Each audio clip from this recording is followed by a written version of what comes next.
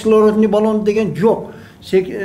Мына 94-93 жылдары Ноокаты районунда ушундай болуп, 19 жаштагы Кулуев Курманбек деген бала 3 адамды ошол айыл өкмөттүн офисинин подвалынан алып чыгып, 4-нчү адамга киргенде өзү ошол түтүнгө ууланып, өзү бечара ошо 4-нчү адам менен кошо өлгөн.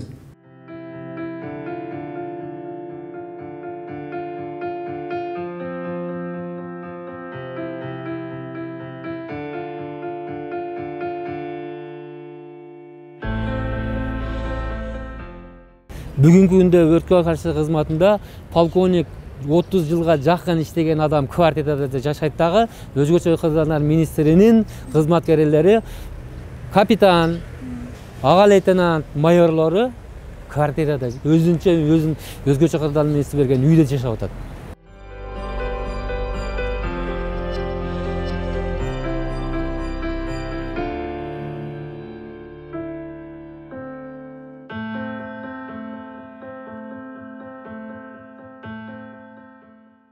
Biz ошондо өзүбүзгө керектүү техникаларды, өзүбүзгө керектүү өрт өчүрүүчү шаймандарды, жана окшогон пенелерди алуу маселелерин, чечүү маселелерин мына өзүбүз чечип калат элек. Себеби биздин өзүбүздүн чөнтөгүбүздөн акча болот эле. Ошол акчаны биз каяка иштетсек, кайсы керектүү жагына, ыңгайлуу жагына тез иштешке биздин өзүбүздүн мүмкүнчүлүгүбүз болот эле. Ал эми бүгүн ушул өрткө каршы кызматынын курамында турганыбызда, учурубузда ошол акча биздин чөнтөктө эмес, өзгөчө кырдаалдар министринин чөнтөгүндө туруп атпайбы?